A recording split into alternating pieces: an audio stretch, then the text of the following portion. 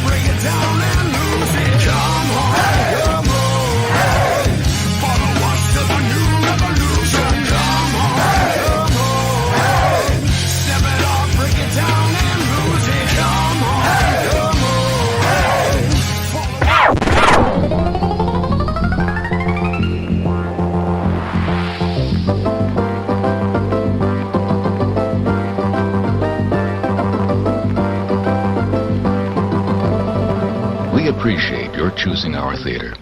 And to make this experience more enjoyable for everyone, we hope you'll refrain from talking during the show. Enjoy the movie. Thank you.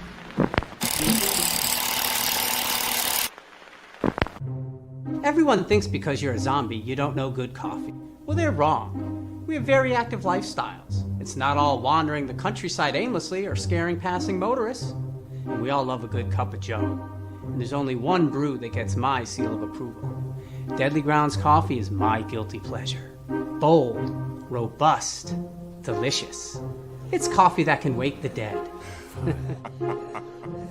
With over a dozen different roasts and flavors, Deadly Grounds can satisfy the most finicky of coffee addicts. The aroma is so intoxicating. It brings all of my neighbors out of the woodwork. Deadly Grounds coffee.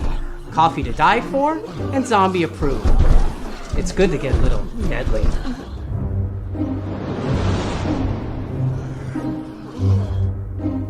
Use the front door! Oh, they're so disgusting.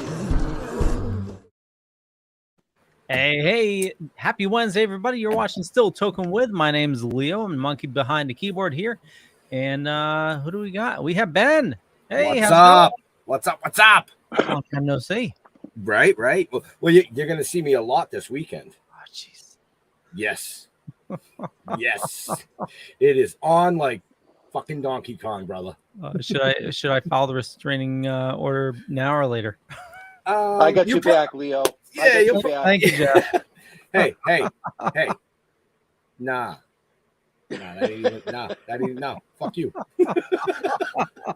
In case you're all wondering what I'm talking about, is we are hitting the road this week, heading down to Maryland Pop and HorrorCon.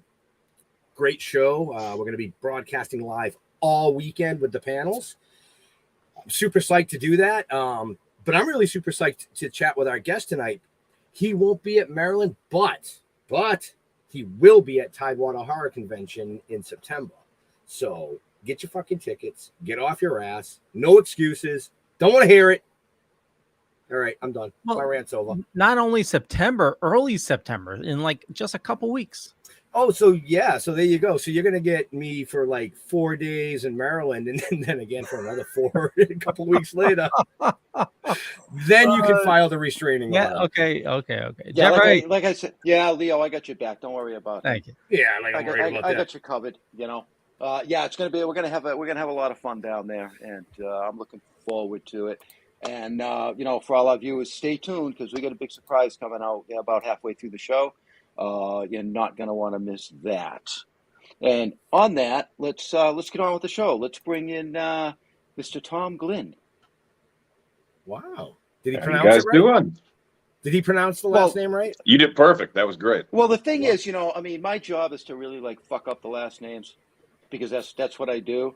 So I was. Well, Glenn's a thinking stage in my name. head, You would fucking destroy my real last name. It's hard. It's hard to fuck that up. So I came up with Glynn. I came up with Glynn because of the two N's. Glynn. Yeah, Glynn. Yeah. Well, yeah, but I've been called much fucking worse, so that's all good. Glynn because it's two N's. Does that make? I'm going to start using that. What's your Does name? I'm Glynn. Does that make you Right. Jeffafa? I'm just wondering. Does that Sure. make you Jeffafa? Yes. Okay. In a few weeks, we can work through all this. It's going to be fucking all. I want to be introduced as Tom Glynn.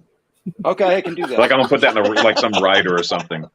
I don't answer to Glenn. Fuck you. That'd be That's great. not fuck. Well, you won't be Tom either. You'll be Tom. Again, Tom not the worst Glynn. thing I've been called.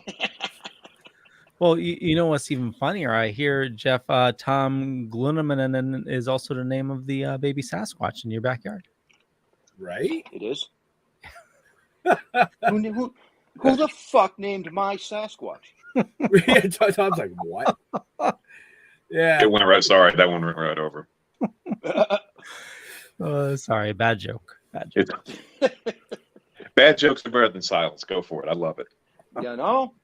Hey, that's how it goes. Couple comments. One, that is possibly the best intro to anything I've seen in a while. That was great. I love the intro to the show. Was it? That's all Leo. the eye candy right there. Why, thank you. That's why we keep him around. Yeah, he hits the wrong button sometimes when we go live, but man, when it comes to the video shit.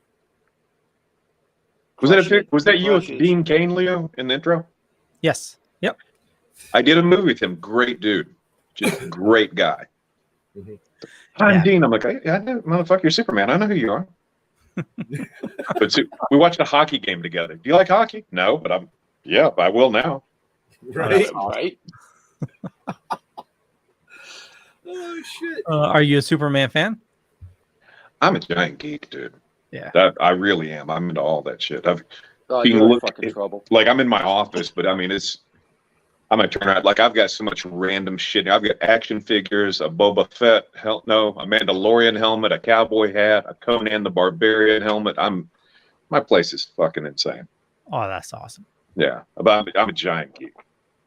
So we know where this fucking show is gonna go fast, Jeff. Well, yeah, I'll try and steer us away from the from for a little while. I want to know some of his geekiness. So, Well, yeah, but I want to. I You want to know. know a lot more about. Fuck, I don't know. I want to know everything. So fuck it. I'm just gonna say. You guys go nuts. I'm here, bro. The only possible thing will happen is a 5-year-old may run in and go, "What are you doing?" "I'm talking to my friends." "Okay," and that's it. Right? Cool. Yeah. You'll just have to go So, like this. It's that way we don't drop any F-bombs. All right. So My kids, first I have a question. 10-year-old and a 5-year-old, and they're both well aware of daddy words versus their words. So I was raised by a construction supervisor, so you can imagine how that went.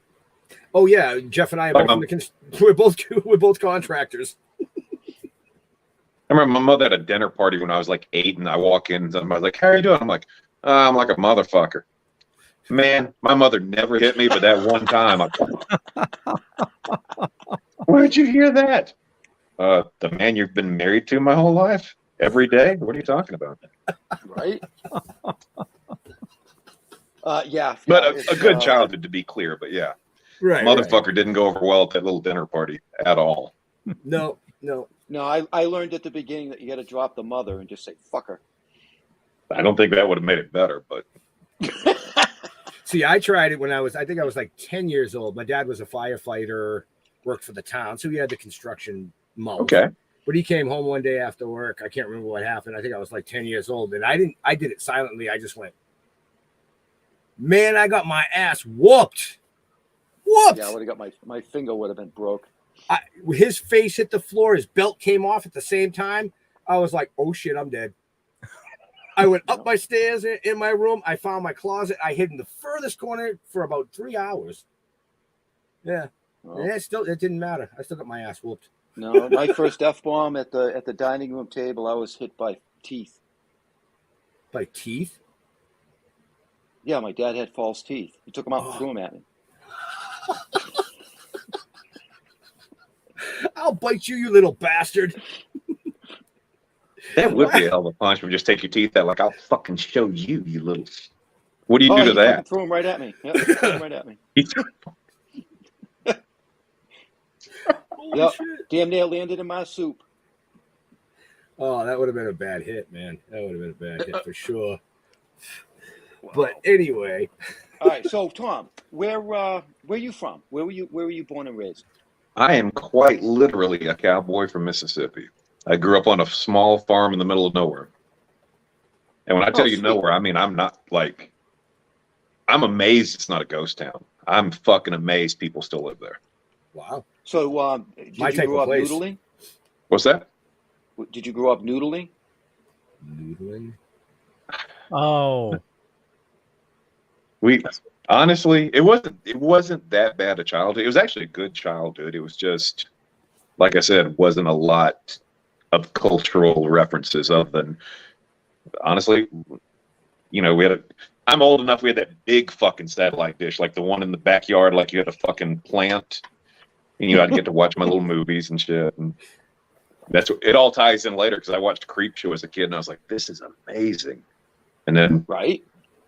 fucking 40 years later, I'm sitting there talking to Greg Nicotero, and I'm dressed up in a fucking Santa outfit going, how the fuck did this happen? My whole Now, you acting still career is one series of, how the fuck did I pull this off? Those are the best ones. Oh, Right. dude, I've thoroughly had fun so far. I have very few complaints. I'm like every actor, you always, there's those little tears. You want to go to that next step and the next step. Dude, I really can't complain. Things have gone okay. I have no complaints. I thoroughly enjoy it. Now, do you still reside in East Bumfuck? No, I'm in a nicer bumfuck. I live in Florida now. Okay. I love it here. I'm not too, we're not A different We're kind not of too a far from the bumfuck. beach, but we're far away enough that if a hurricane comes, like, okay, we're not in deep shit. Like, we're not going to get flooded. Got a nice little downtown area, Pensacola, Florida. I love it here. Oh, okay, nice. Yeah. Yeah. That's cool. I have a place in Atlanta. I split some time up there. I've got some investments there. I got some stuff here.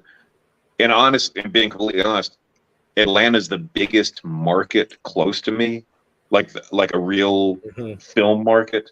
And some of the casting directors are very particular about, even if you get to be not that I'm a name, But even if you get to some level of notoriety, they really want local hire. So I literally keep a residence. Like I rent a small place in Atlanta, just like, I'm there. If you hire me, I'm there. Yeah. Right. And also, it's some nice little investment. So again, my complaints are few. Very cool. Well, they probably do that to keep budgets down. Exactly.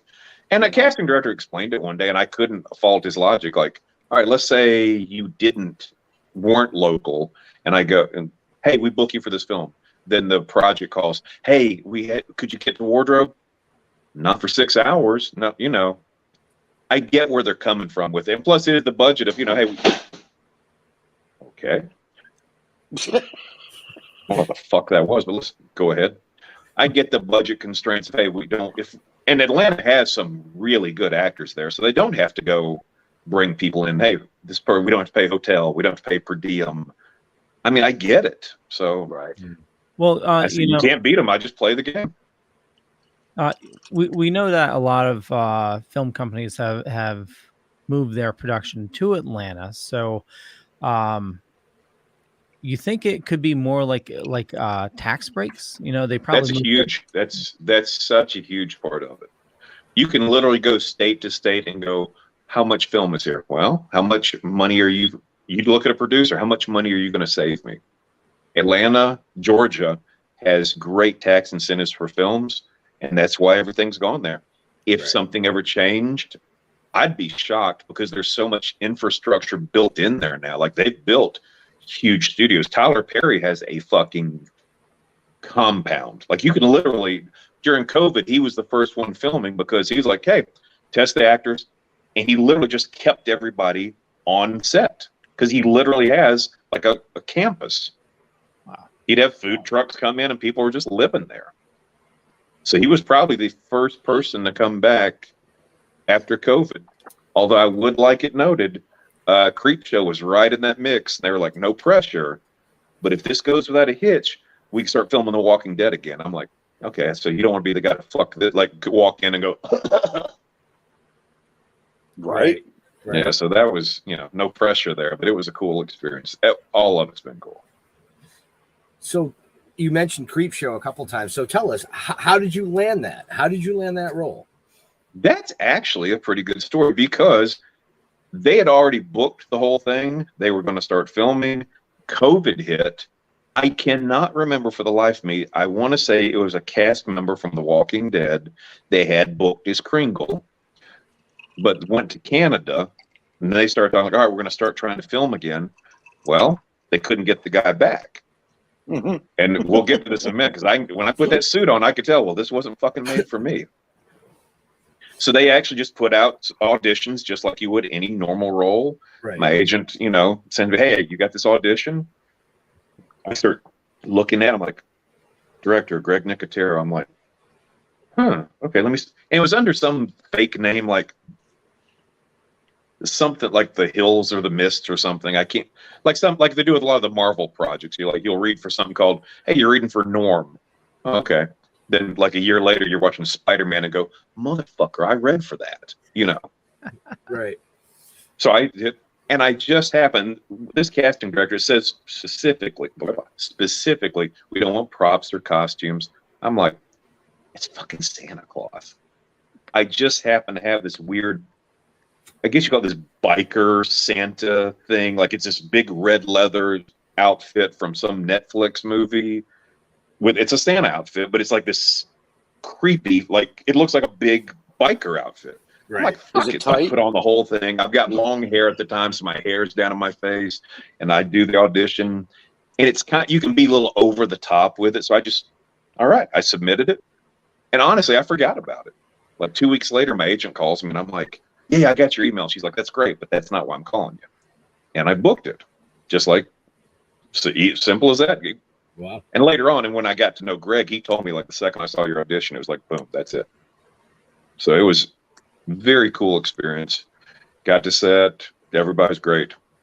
I can say nothing negative other than that suit was, I'm a fairly big guy. Right now I'm like 225. I think at that time I was maybe 215. Every fucking day, they literally, and I'm not exaggerating, lubed me up with KY jelly and shoved me in that fucking outfit. We wrapped every day of filming. I literally just went home. I said, fuck these underwear. Dude. I just put on a pair of jeans with no shirt and walk out like fuck everyone. Even for touch me. dude.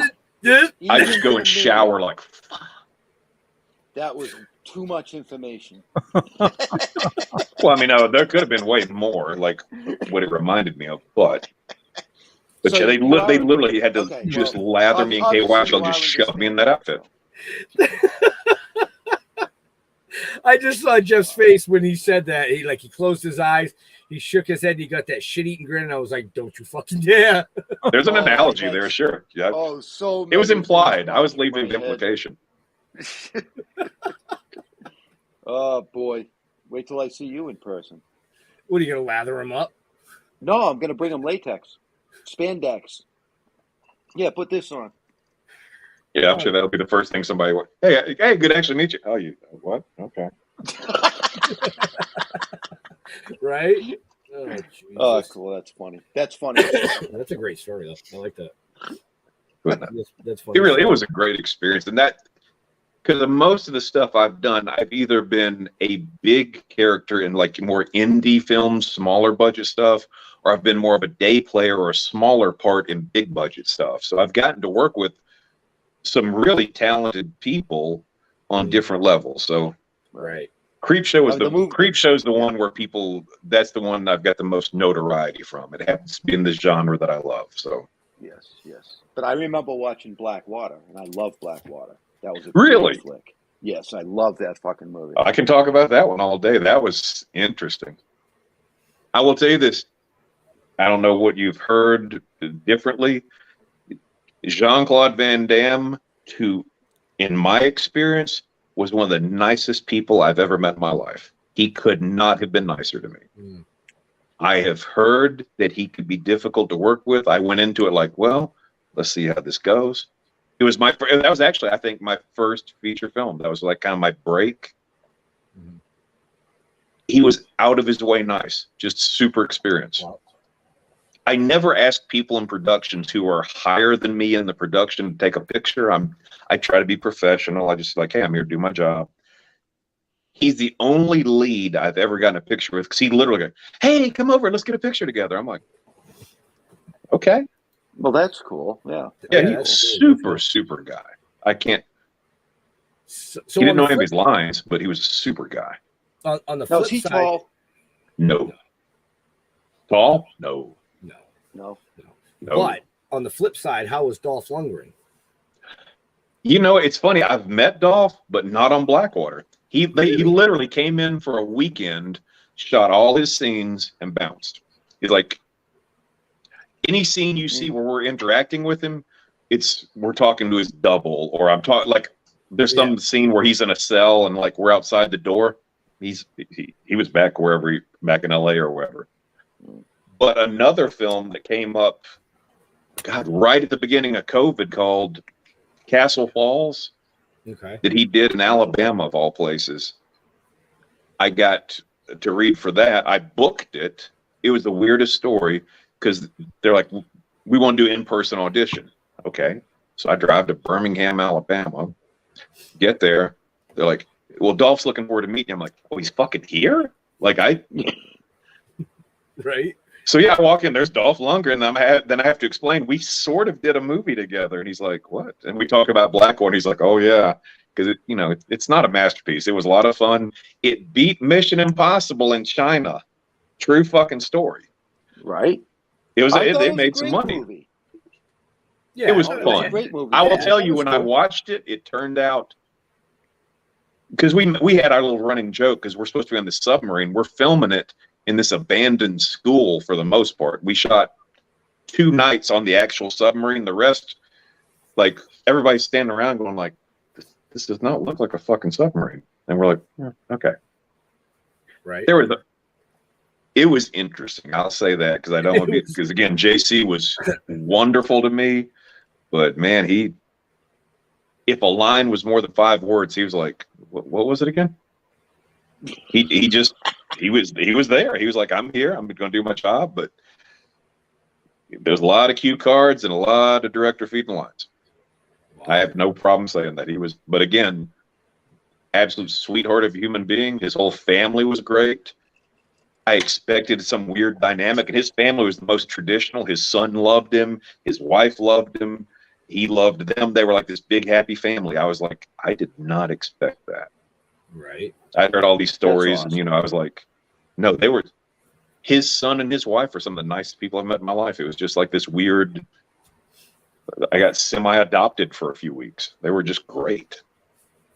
But yeah, going back to Dolph, I met him at the audition for Castle Falls. I booked it.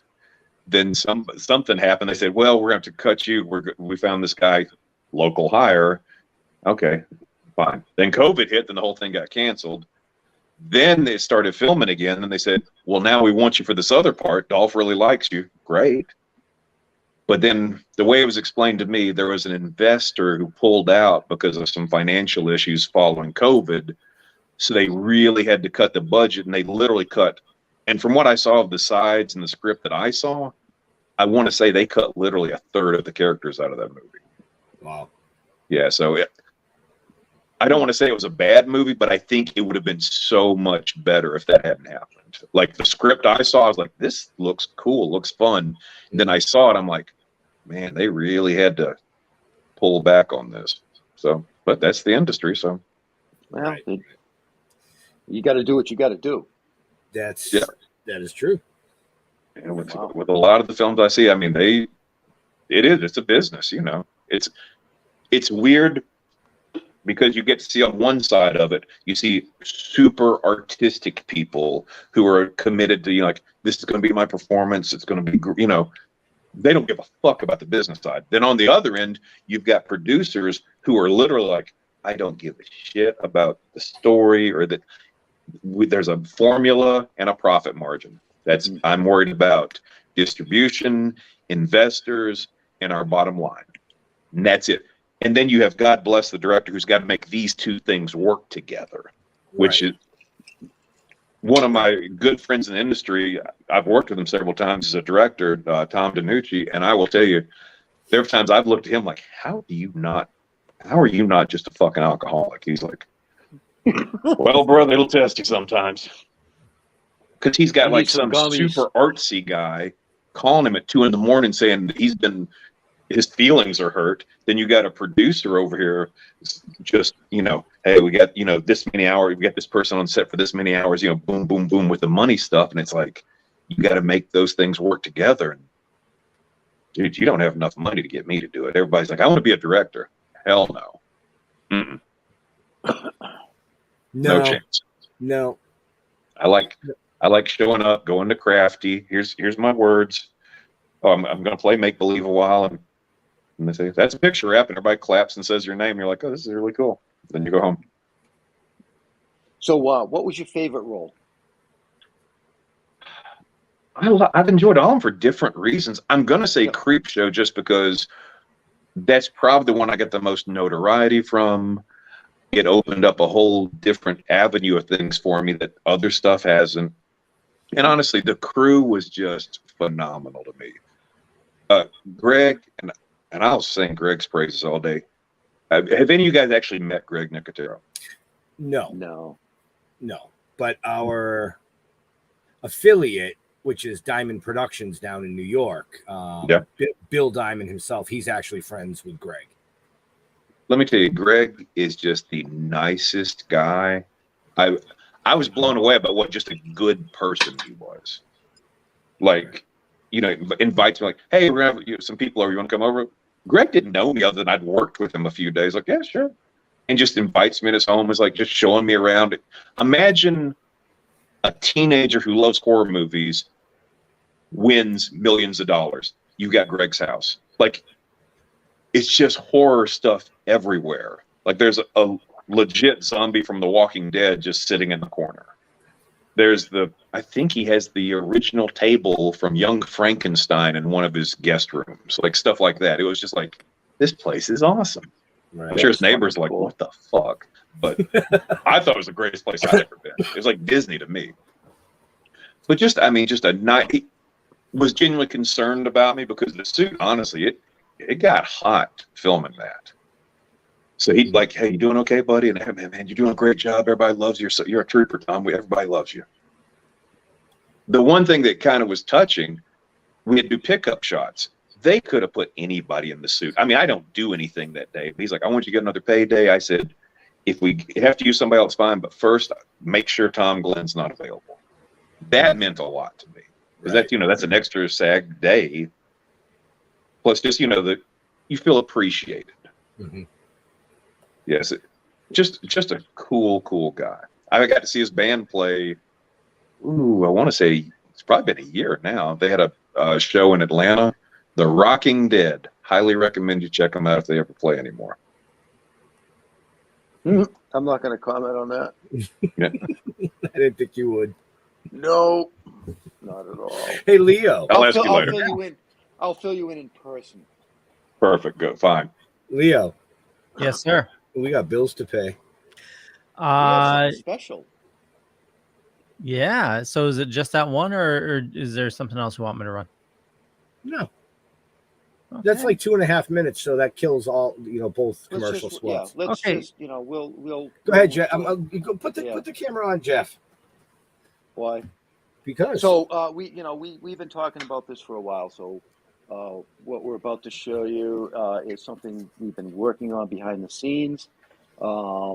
It's kind of fucked up, but it's just as fucking stupid as the live action.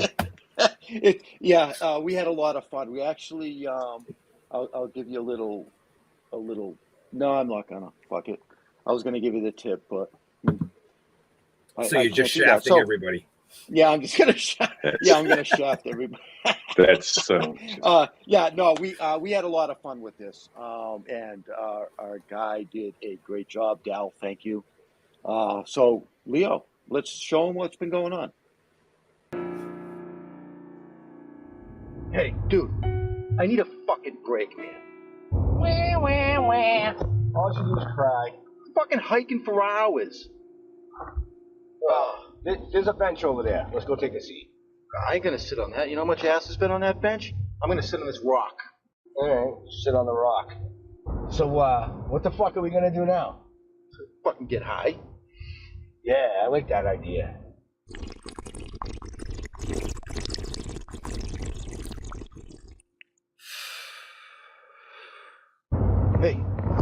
Hey, look over there behind those trees. What the fuck is that? Isn't that fucking ugly zombie that you fucking got stoned? He stole our weed? Let's go get him. Hey, man, watch out for the one on the fence. Fuck! Jesus, they're everywhere. Piper! Where is she when you need her? She's probably pissing behind a fucking tree. Oh, piss off, dude. Take that, ants. I'll piss all over your home. All right, so I'm high.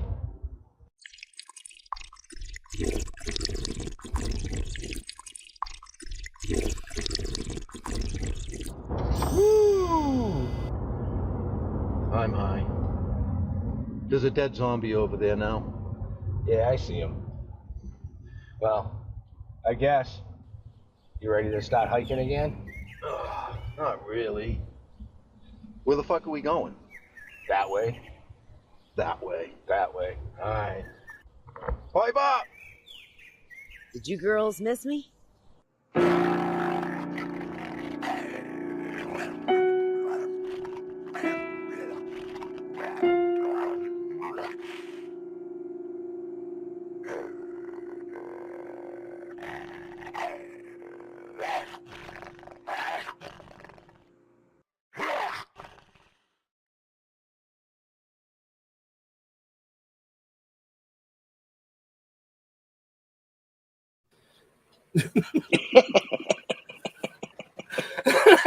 I like how he brought you back full screen.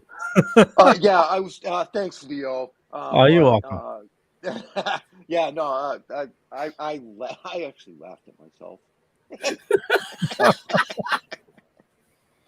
What? Right, hey, Leo, why are you not functioning right, man? Everybody's fucking full screen. Quiet. Jeremy, I know you gave him a brownie, Jeremy. He told me your ass is mine this weekend, buddy. I know who's going in the swimming pool in his fucking clothes. Yeah. So anyway, everybody, there you go. We'll talk about it later. We have a guest. That's right. Isn't that?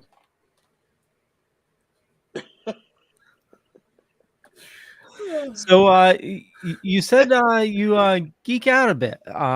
What are you watching or what are you reading right now? I just finished Sandman on Netflix. That was, I don't know if anybody read the books. That was a really well done adaptation if you're into that. I loved it. I thought it was really well done. That's Reading on my list. All my reading right now is really boring. It's not any geek related reading. All my stuff's like acting stuff and like I like to work out and stuff, you know, like biohacking kind of stuff. But geek stuff, well, you know, I'm going by that Sandman series all day. I thought it was great. And there's some really good horror movies coming out that I'm excited about. Sandman was amazing, but you know, you say that stuff is boring, but it's stuff you geek out about, you know? Like I forgot who we had on, and he dorks out about like sunken ships and stuff like that. So I didn't know. I guess if you say it like that, yeah, it's really fascinating to me because I'm getting older. I'm trying to stay in, as you know, because a lot of the roles I get are very physical. A lot of the stuff I initially did was like I was the mercenary, and I get booked as a cop or you know that kind of stuff. Mm-hmm. And somehow I kind of sort of got booked as a stuntman for stuff. Like people like, I have a lot of friends who are stuntmen who want to act. I'm an actor who can do some stunts. Like I'm good at fight choreography. You know, I can take a break fall, but it's like, hey, you want to jump off this roof? No, I fucking do not. I do not. You want to ride this motorcycle this fast? Nope. No. You want me to fall through a table? Yeah, we're good. You want me to put together a fight that looks good? Great. But yeah, so I have, unfortunately, a shit ton of injuries from over the years. So I kind of have to know this stuff just to keep myself together. Right. If I didn't know what I did, I guarantee I'd have like knee surgery, back fusion, shoulder surgery. I competed in, I was a powerlifter and a bodybuilder. I competed in, I still do jiu-jitsu and judo a couple nights a week. Nice. I've never gotten hurt. I've never gotten injured on a set. Like there's a difference. I've the next day gone, I just did this very small part, but there's a National Treasure. They're going to have a series on Disney Plus. I saw that. I've got just a little day player thing in it. They asked me to come in for, and there's this scene where I'm this Texas Ranger, and I get, I guess, a tranquilizer dart or something, and I do a little break fall, and they're like, "It's not real cement. It's just this pad." It wasn't that much of a fucking pad. We did 27, and I counted 27 fucking takes of me falling on that fucking thing. I wasn't injured, but the next day I'm like, yeah, I fucking did something. But no, I've never actually had a real injury on set. There have been some days. There's a movie coming out with Megan Fox called Johnny and Clyde. We have a fight scene in that. I was sore the next day from that because there's a bunch of, we're all of us knew each other. This, kind of that, dick swinging syndrome where it's like, man, he made that look good. Well, I'm not going to be the fucking bitch in this group. So we're just flinging ourselves into the fucking walls like a bunch of fucking idiots. It's going to look great, but the next day I'm like, fuck, that was stupid. We're just. Did the director? No, the director, Jeremy. No, the director was actually awesome, and I'm going to say this wrong. Kevin Alejandro. He was on Lucifer. Was the director of that episode, and super guy. The first 15 takes are from this angle where he didn't see me do the break, like he couldn't see me land. And on the 16th take, he's like, "Well, Tom, on this one, we're probably, this is going to be a kind of good shot of you. We'll have to move the pad." I'm like, Kevin, we haven't had the fucking pad for the first 15 takes. And you see his face go, I'm like, it's okay. I know how to do it, but. And then after every take you okay, buddy? I'm like, where was this the first 15 fucking takes, Kevin? Right. That would have helped. Yeah. Hey, again, and all my stories are going to sound the same. I have yet, and I've met, some level of celebrity. I've never had a bad experience. Nobody's big leagued me. I've never had any of this, don't look them in the eye shit. Everybody's been out of their way nice to me. Catherine Zeta-Jones is the sweetest lady. Kevin, who directed that episode, was just super to me. We were talking earlier. Dean Cain, one of the nice, just could not have been nicer. Jean-Claude and Dolph, both super sweethearts. Right. Nobody's even given me the least bit of attitude. Megan Fox, very nice person. Kind of a little quiet, but again, she's got people just mobbing her, so I kind of get that. But right. Very nice professional person. They said Machine Gun Kelly showed up one night in a bad mood when I wasn't there. I don't know. I'm really sorry I missed that, honestly. That's great. I will tell you, if you like horror, that's going to, Johnny and Clyde, write this down. My good friend Tom DiNucci directed this. He wrote it with Nick Principe, who was in the Laid to Rest movies. This is by far the wildest thing. Like, this movie is crazy. Like, it's either going to be a smash hit, or people are going to be like, what the fuck? Right. Johnny and Clyde. It is. I've read the whole script. I got to be there. I think it's great. But like I said, it's the nuttiest thing. It's like this. Think of like Natural Born Killers, but you add a supernatural element with some comedy. There is some nice gratuitous nudity. It is all over the fucking place. I think that thing's gonna. I hope it launches. Tom DiNucci. Tom is already doing great. I hope this just launches him to another level. He's just a super guy. Probably one of the best friends I've made in the industry. So I'm really glad to see when you meet good people in this industry and they're not everywhere, especially if you, like, I've gotten to spend some time around some producers and I go, oh, these are the guys I hear about. Like, where it's just money, money, money. Everybody's brother, or, hey, oh, my man, how you doing? And then they leave the room. They just start talking mad shit. And you're like, oh. So let me guess what happens when I leave. That's everywhere, though. That's oh, yeah, it is. But it's just when you meet people who are genuinely nice people who don't have to be. Like Tommy is at a point, he doesn't have to be nice to people. But I've seen him be just a sweetheart to people. And he's in a position he doesn't have to be anymore. Right. Like, people are kissing his ass. He's like, no, it's all good, man. Yeah. Well, he has to be, though. Because if it wasn't for the people, he wouldn't be who he is. Right. I will tell you, I just like it when I see good things happen for good people. Because in this industry, sometimes you see like not so great people, rise to the top. I've heard, if half the stories I've heard, it's like, Jesus. So when you get to know somebody and see that's a genuinely good person, and you see stuff working out for them, it's just really nice, man. Yes. Yep. I am a big believer in karma. I try to treat everybody the way I would want to be treated. Yep. Lord Jaja. Hey, Jeremy, go fuck yourself. I'm not even going to point out if you meant to put me and you put my, because that sentence didn't really make sense, Jeremy. But it's all good. I mean, I just didn't want to fuck with you like that. I didn't want to be the guy that says you misspelled your, Oh, by the way, Jeremy, when we do Tidewater on the road, I think I'm going to give you Tom Glynn panel. I'll do it with him. That's going to be fun. I'm looking forward to Tidewater. That's going to be fun.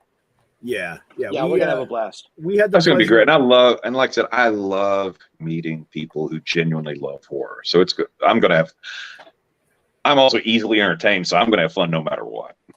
Well, then you're definitely going to have fun. Oh, we're going to get along great. Especially if you're easily entertained, we're going to have a fucking blast. Let me tell you. I grew up on a farm, so I'm like, ooh, shiny stuff. Yay. Oh, see, now we circled all the way back to the noodling.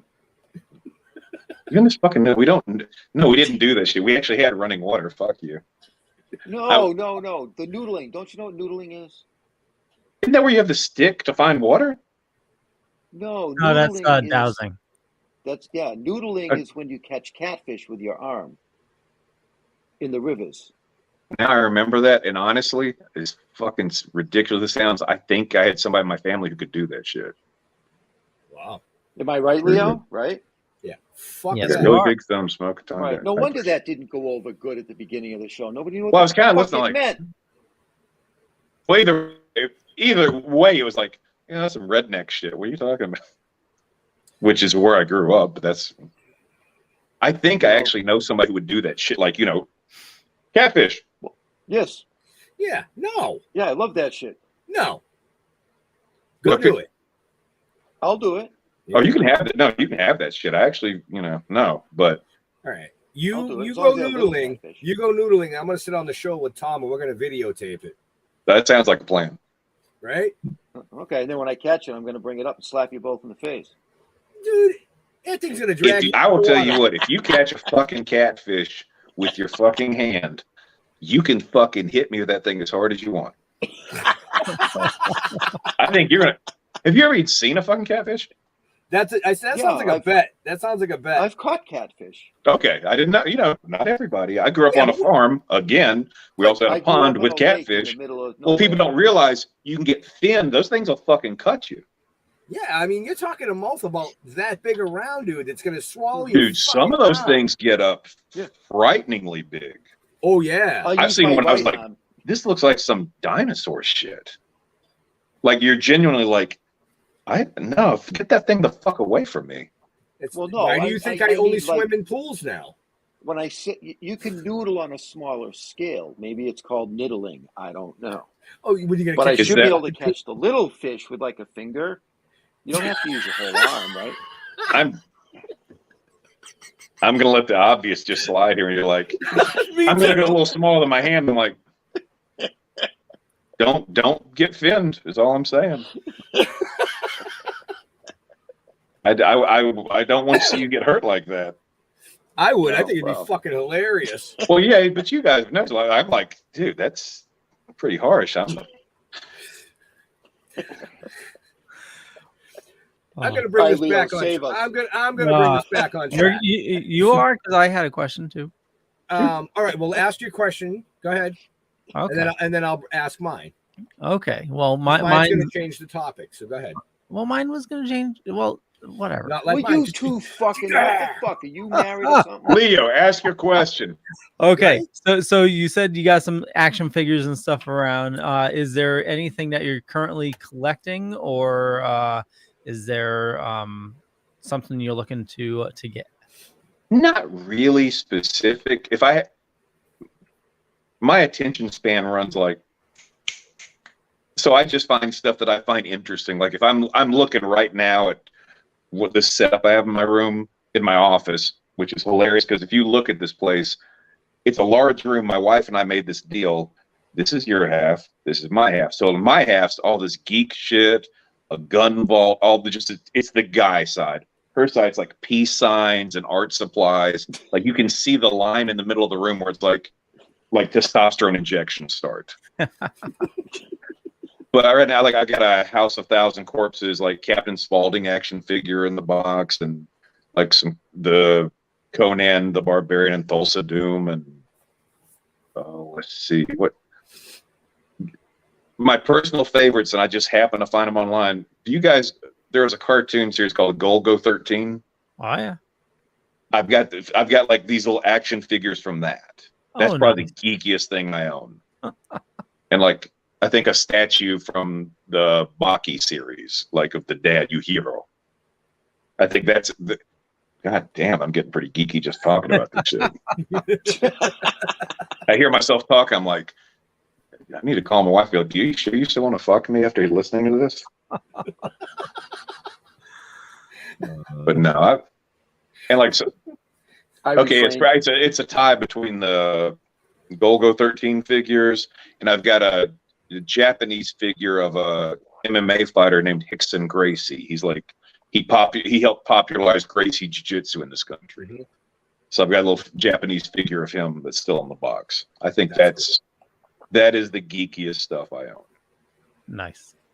Yeah, the Gracie legacy is amazing. Yeah. I'm a brown belt in Brazilian Jiu-Jitsu, so I'm into that. Really? Yeah, you said that at the beginning if you were paying attention. I heard him. Yeah. I mean, I said it in the bio. I put it in my bio. I am. Oh no, I did mention I don't train like I used to. I used to be really into it. Now I literally go like twice a week, and I go really more for my son. He's 10. The way our schedules are, there's no other way to get it. I don't have time to get him to a kids class and then me come back an hour later for the adult class. So I bring him twice a week to the adult class, and he's my training partner. So we do jiu-jitsu and judo a couple of nights a week. Nice. Which I've been doing jiu-jitsu for probably about 15 years. That sounds about right. Well, I didn't know that. I was really serious at one point. Some of the point. things that I said previously. I don't think you have anything to worry about. I can. My metric for toughness is so fucked up because all my friends are either like special forces guys or, you know, professional fighters, MMA guys. Like, you know, so compared to them, I'm giant pussy. Like, you know, all these guys can beat the shit out of me. But then I get around normal people, I'm like, oh, so like choking people in 10 seconds is not something everybody knows how to do. Oh. Right. Like I have to remind myself, like I think I'm a big guy, but I'm nearly 230 pounds. But all my friends are these juiced up bodybuilders. So I'm like, oh yeah, I work out. But then I hang around normal people. I'm like, oh, I guess I am kind of big.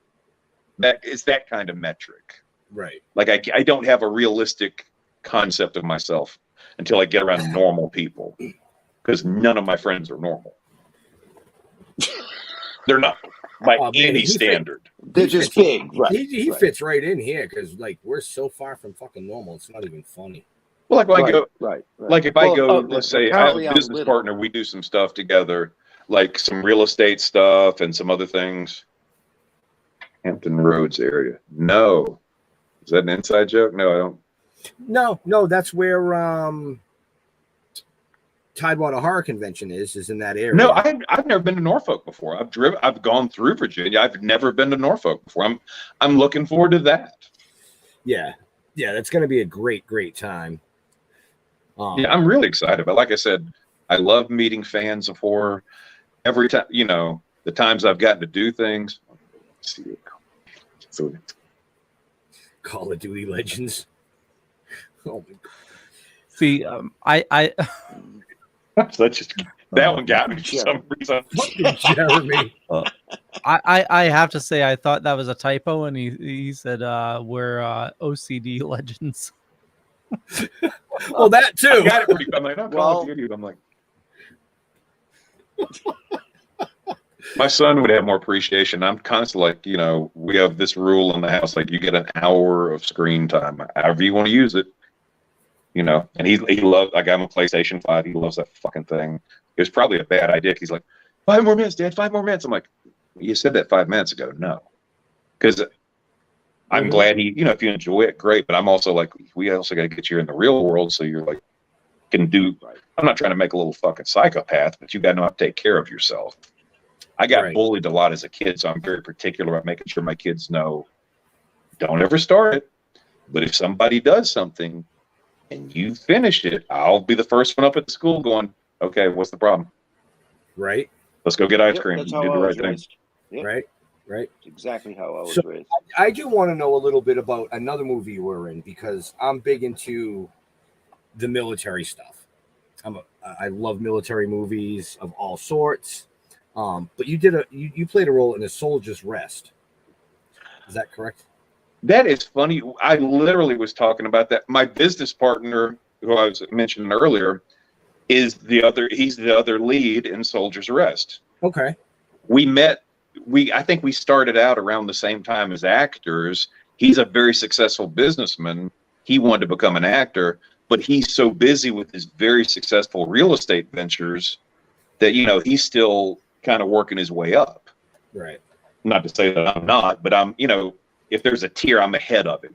Right. But he also is kind of taking me under his wing with the business stuff. Like, so he's taught me about real estate, and We've got some investments together. I flipped some houses with him. I own some rental property that he taught me everything I know about it. He's the brains of the operation, but he's the other guy in the Soldier's Rest. He wrote Soldier's Rest. Okay.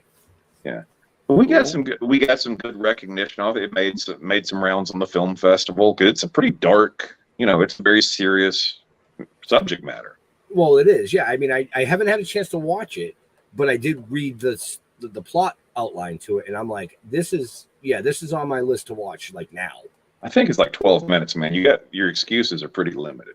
I mean, well, yeah, but I'm not fucking with you, but I mean, this guy down here has got me writing till my hands bleed, and then he's editing it, and yeah. I just want to say this real quick before, because I understand what you meant with the camera, but the guy down here, it looks like you're talking about your dick. I just want you to know. Well, yeah, it keeps. The guy down here's got me working on my hands bleed. I'm like, just think when you talk. I'm just trying to help you out, brother. Hey, man, however people want to perceive it. Well, obviously, my mind went right, like, all right, yeah. Yeah, right in the fucking gutter. You're going to have to keep your hands on top of the tables. Notice I do this every so often just to be like, hey. Right. Well, yeah, I usually have one or the other up. One or the other. That implies you need both, which would be impressive. Right. See, there you go. But no, Soldier's Rest, that was probably the thing I loved about that. Our director, Jeff Rose, he's done some successful stuff in his right. I had always considered myself kind of almost like a mechanic as an actor, because the stuff I had done to that point, I'm like, I'm a soldier, I'm a cop, I'm the mercenary. Most of the stuff I'd done consisted of me standing around with my arms clenched, like, tough guy stuff. Right. There's a scene in that where, I'll try not to spoil it, but there's a scene where I get emotional and I cry and I'm very upset. And I'm talking to him the next day. I'm like, yeah, man, I'm really exhausted, and just talking about it and the whole experience. He's like, Tom, do you know what I love? I got to see you become an artist. I literally pulled my car over and I was about to cry because I'd never thought of myself that way as an actor. It was just like, all right. I was like, almost stuntmanish in my, I'm a big, tough looking guy. I go for those roles. I stand around, look tough. And here's my check. Cool. Thanks. Like, it never occurred to me like, oh, I actually can have some range at this, or actually have some talent to do something beyond that. So that, to this day, that's probably one of the best compliments I ever got. He said, I got to see you become an artist. That's awesome. It was a great moment. It was a very changing moment for me too, because then I went, all right, I guess I need to be a little more serious about this. Right. And like I said, Good so far. It's one of those things, there's levels, because to be completely honest, there's not a real percent. I'd say 80% of acting a fucking chimp can do. Here, you remember these words. You pretend you're the person. It's not like people go, you're an actor, that's amazing. It's really not. I just happen to have the kind of life that I could pursue it. But then there's levels, because then there's that next. I did, and again, very small part. There's a series coming out, George and Tammy. It's based on George Jones and Tammy Wynette. The lead is Michael Shannon and Jessica Chastain. Let me tell you guys, when I tell you about acting, there's fucking levels. Michael Shannon, I spent 2 days working with him, and I was just like, I don't know shit. Mm-hmm. He was breathtakingly talented. Mm. Method actor. He's drunk in the scene. I'm the cop arresting him. That man would not speak to me, glared at me, looked, to the point, I look at the stunt coordinator like, did I fuck up? He's like, no, he's in character. He stayed like kind of sullen for 2 solid fucking days. When we wrapped, the whole time he's just, all right, we're wrapped. Hey man, real pleasure working with you. I'm like, the fuck? There's a scene on a staircase and I'm feeding him the line, like I'm doing my line to him. And I'm just sitting there looking at him going, I got to step it up. This motherfucker can act. Because like I said, most of the stuff, honestly, a fucking chimp can do a lot of the acting scenes you see in a movie or TV show. Right. It's not a lot of range. That dude could fucking act. I left that place humbled. Jessica Chastain, uh 180 degrees the other direction, but just as talented. She could sit there and be like, very nice person, making chit chat. It's January in North Carolina, so it's fucking cold. She's like, oh gosh, and she's so pleasant, just got a blanket on. Okay, all right, camera's rolling. And cut. Oh my God, thank you so much for my coffee. Like, she could just flip it on and off. I can't do that. Wow. But I also don't stay in character for 2 fucking days either.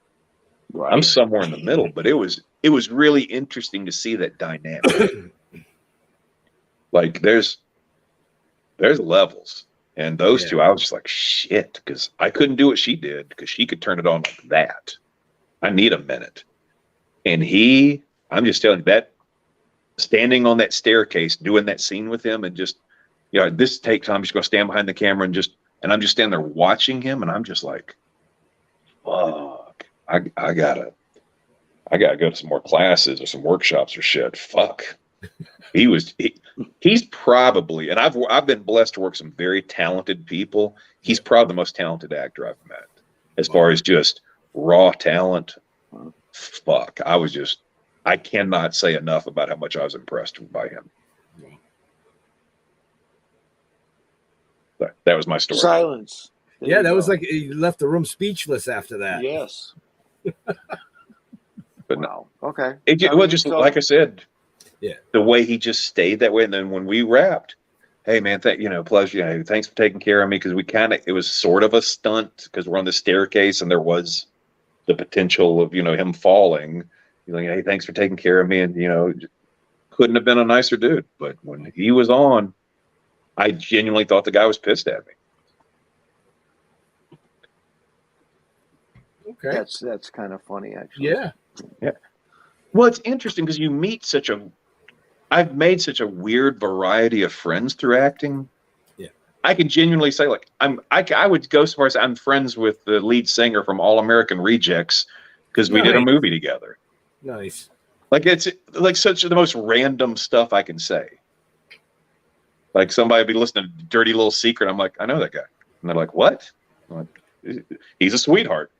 Super artist, great guy. But yeah, it's just, you meet the most random people, and just some people, again, I've been really lucky. Overwhelmingly, everybody's been really cool to me. Yeah, but I also try to be a professional. I don't come in acting like, oh, can I get a picture? Like, I don't ask people for I don't want to take a picture with anybody. I don't want any selfies for my fucking Instagram. I'm coming in to do a job. We bring a picture of ourselves to them. Yeah, we do. We autograph a picture of ourselves and they go, here you go. And that's it. Billy, any new projects coming? It's the same actor's curse. The second something's lined up, it falls through. I had this really nice indie film that I had booked. It was this werewolf thing. It wasn't a big budget, but I loved the script. And of course, they lost the funding like at the last minute. It was like, yeah, we're going to try to do this a little down the road, which is like, well, they'll call me when you do. But as of right this minute, I have nothing absolutely lined up. I've got a whole bunch of, well, this should be happening, or we got you in mind for this, or a bunch of auditions out. But as far as I'm going to be on set this day, that's the actor's life. Right. That's the thing that I've been lucky with. By no means am I a multi-millionaire or anything, but I've got, over the years, I've, tried to be smart with the money that I've made throughout my life. Right. And I've got like, okay, I got this little rental property here sending some money in. I got this going on. So I got a few different things. So there are times I can take a project where somebody goes, well, we're an ultra low budget. I can go, well, let me look at it. And if it's a really cool project, or if it's something I'm like, oh, God, I'd love to be a part of that, I can do it. I always remember this story about James Woods. He got offered Reservoir Dogs, and his agent didn't tell him because it was SAG scale. They're only paying like, back then, I guess it was $800, $900 a day. And his agent's like, yeah, you're not getting James Woods for that. And suppose like James Woods found out and fired his agent after. Right. Like, because sometimes if you're just chasing, like, I got to get the biggest check, there's some gems out there you miss. Like that werewolf movie, I was really bummed about that because I was like, man, I love this script. It's a good story. And I hope that comes to fruition down the road. Because I think that's going to be great if they, all the pieces come together. But very cool. Very cool. Like I said, as of right now, I have nothing on, like, you are booked for this. But you could ask me next week and go, hey, I could get a, text in 20 minutes going, hey, that audition in New York, you booked it. Okay. Yeah. Right. No, That's what the thing about acting. What's that? What about events? What events do you have coming up besides Tidewater? Really, right now, Tidewater's the only thing on my schedule. I'm taking a little time doing family stuff. It's been nice. And I've got somebody, helps me out with that stuff. I just kind of, they give me a call. You want to do this? Yeah, sure. Very cool. Again, I know I sound like a broken record. I am blessed with a relatively stress-free life. Again, not super rich, but if I don't have to do every little thing, like I don't have to go out there and like hustle and chase stuff at this point in my life. No, you did that already. Oh, I did. What I tell my friends, because I have friends, it must be nice to be doing good. I'm like, yeah, you didn't see me when I held down 2 fucking jobs for 20 something years. So yeah, it's fucking fabulous to be doing okay. Like, it's kind of not a sore point, but if I always get irritated if somebody goes, oh, it must be nice to have some money. Yeah, it's fucking nice if you busted your fucking ass and you didn't blow it. Yeah, right. It's fucking lovely to have some money. True point. Very true. Well, it's just, I don't know. It's just one of those little. If I remember when I was in my early 20s, I had this job. I just got started, and I was broke. I mean, I literally had a sleeping bag in an apartment. And there was this girl who lived across the hall. And she was just going off, and she was going out every night and doing all this shit and going on vacations. And we talked enough, like we had more or less the same income. And I'm like, what the fuck am I doing wrong? Well, it turns out, like a year later, she tells me like she's like 50 grand in credit cards. I'm like, fuck, Yeah. And I've just seen people over the years, and it's so bad now. And this is a whole nother discussion. I'll do this very briefly. I hate the fact that kids come out of school. It's like, what can you tell me? I can tell you the 12 cranial nerves in order. That's great. Can you write a fucking check? What? Can you tell me how a stock works? Anything. And they're just like, but you can tell me about, the fucking, you can list the presidents in order. I just feel like people need to prepare their kids, or not even, you don't trust the schools, do you? You have to prepare your kids for the real world. And some of that's like knowing how to manage money. Yeah. And I was lucky. I grew up in a household where my mother was very financially savvy, and she kind of clued me into stuff early. Like, you can make choices, but you got to live with them. And so far, things have gone okay. I say it repeatedly. I have few complaints. Very cool. Very cool. So, Leo, you got another show tonight? I do. All right. So let's last round of questions, and we'll let this fine gentleman go. Yeah. Well, we got to. So you said you mentioned a couple times you grew up on a farm. What animals did you have? We had a cattle farm. It was quite. I mean, when I say I was a cowboy, I was quite literally. I'll take a little of the romance off. We had 4-wheelers, not horses, but we were an active running cattle farm. Like, I grew up like rounding up cattle and, send them off to, slaughterhouse. I know where the hamburgers come from. Right. It was not because we were like, oh, did you milk the cows? No, we didn't do that. So obviously you must have cleaned out stalls. If you're asking me if I shoveled shit, yes, I have. So to this day, I can't stand watermelons because we grew them on the farm and would sell them every summer. And when I don't mean like a garden, I mean like acres. And I'm a skinny ass kid trying to pick up these 50-pound fucking monstrous watermelons. To this day, I'm like, I fucking hate watermelons. I hate them. My family's like, this is delicious. Hey, fuck those things. So hey, Billy, you heard that Tom wants extra watermelon in his room in Tidewater. The fucking It's sad too because I'm like, this seems like it's healthy and everybody's having fun, and I'm just like, keep that shit away from me. You could stick a bottle of vodka in one. I'm like, no, fuck those things. I'm traumatized. Okay. I was 10. You couldn't do this shit now. Like I was 10 years old sitting on the side of the road with some stand my dad set me up on selling watermelons. And people, let me tell you something. Don't haggle with a fucking 10-year-old. That's fucked up. Because people would sit there and be like, well, I'll give you this. I'm like, I'm fucking 10. Right. Like it's just.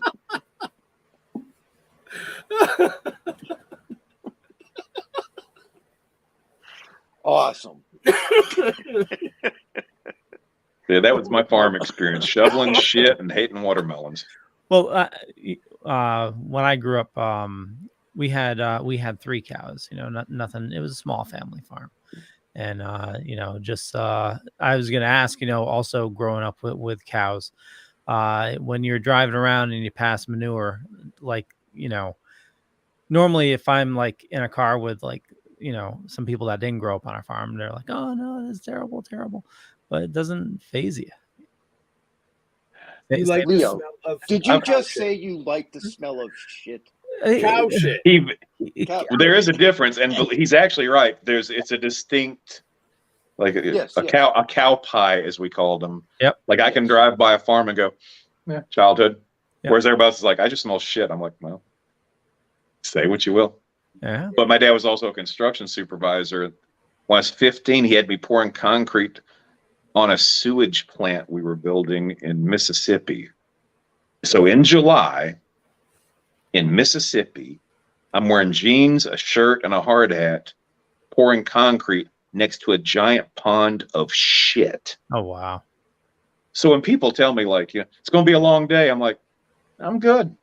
Yeah. You're hard pressed to make me go, yeah, it's going to be a rough day. I'm like, it's going to be pretty fucking rough.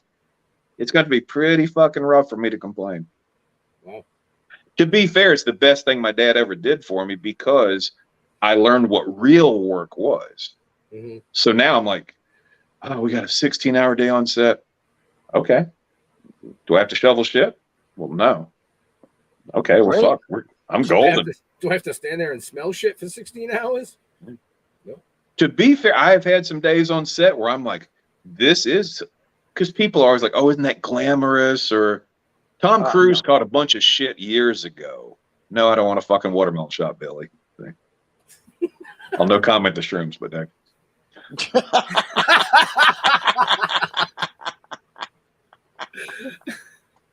no. But no, I know what work is. My dad was very clear about you're going to learn what work is, so you want to go to college or do stuff that's not like I grew up. Right. And let me tell you, when he was fucking done, I was like, I'm not doing this shit for a living. But again, you can give me what some people would go, it's going to be a rough day. And I'm like, nah, this is nothing. But what I said, Tom Cruise, some years ago, he had this quote in an interview and he caught a lot of shit. He's like, man, making a film's like going to war. And then you got veterans missing a fucking arm going, oh, is it really? Yeah, go fuck yourself. Right. And they should. But I got what he meant because it's not like you're not just sitting around in a fucking, glamorous setting. It's usually, all right, it's hot as fuck. I'm wearing this costume or, we're doing the 5th take of me doing this fight scene or I'm having to, we just switched my line. Oh, you want to change the lines like with 20 minutes? Okay. It's, and everybody's looking at you. When I did The Gifted, they were like, no pressure. When you say your lines, that's going to be the cue. This truck's going to come up. There's going to be all this pyro. And they're talking about like, there's going to be like 10 grand worth of fucking explosions and special effects based off me saying this line. And then half an hour before, hey, we switched up a couple of the lines. I'm like, oh, no fucking pressure. Right. I get it when people, say stuff like, man, it's a tough day on the job. I get it. But then when you talk to people like, who are literally shoveling shit or, garbage men or like got real jobs that are not making good money, I can see where they'd be like, oh yeah, boo fucking who. Right. So that's my rant on that. I apologize. Don't apologize. It was a perfect rant and a perfect way to close the show. So Leo. Yeah. I know you got another show. We don't want to keep you and we don't want to keep much appreciated Tom from his family too much longer here. And we're going to see Tom, in about 3 weeks, I believe. 3 weeks, yeah. About 3 It's weeks. 8th, 9th, 10th, 11th. Is that right? 9th. Tidewater Horror Convention. Yeah, So- Billy, Very excited. Billy said 2 weeks. Well, it's 2 weeks after Maryland. Oh shit, Maryland's this weekend. So Yeah. no, it's You guys are going to be tomorrow. in Maryland this 3 weekend, weeks. and 2 weeks after that, I'll be Yep. seeing you guys in Virginia. in Virginia. So like It's going to be said, awesome. like I said at the beginning of the show, folks, Maryland is this weekend. If you haven't gotten your tickets, get them. If you miss this event, well, you can only blame yourself. I've seen the lineup. I think it looks great. I think it's going to be an awesome time for you guys. I think you guys are going to have an awesome time. Both lineups for Billy and Brian's shows this year are fucking amazing. Tom is going to be down in Norfolk. That's a horror convention. Check out the lineups there. Get your tickets while you can. I'm telling you, man, we have a good time. And those two guys put on one of the best cons I have ever been a part of. I am stoked about it. It's going to be great. So not only celebrities, vendors, awesome vendors Yep. here as well. Yep. Yeah, and trust me when I say I've never been at a better show. You'll understand why, Tom, when you're there. And to patrons, get your tickets, man. I'm telling you, you're not going to. I'm excited for it. The only thing I ever worry about is trying not to buy stuff while I'm there. I'm like, how the fuck am I going to get this home? Right? Because I'm a fan. I see stuff. I'm like, oh, that's cool as fuck. Tom travels with 3 suitcases. Only one has clothes. That's actually a great idea. I should do that. just an empty one. So it's like Homeland Security's like, what the fuck? What the fuck is this for? I'm like, it's gonna be full when I come back. They're like, yeah, they'll be like, yeah, we'll step over here for a second. Yeah. We're gonna need you to come over this line over You thought here. you got lubed up for that suit. Let me tell you, after wearing that fucking suit a few days, 80. That's Billy. Awesome. Dude. That is big shit. Okay, awesome. So, but yeah, Leo, do your thing. Now that you're taking a drink. Yeah, I know. I gotta. Well, anyway, I want to thank everybody for watching this fine evening. For me, just Google Leo Pond. You find a bunch of stuff. Could be true, could be not. I'm not gonna say which is which, but I run the Dorkening Podcast Network. Brian says gonna be 2 epic weekends. Totally agree. So yeah, head on over to thedorkening.com. We got about 40 shows on the network. There's a lot of awesome people doing a lot of awesome stuff.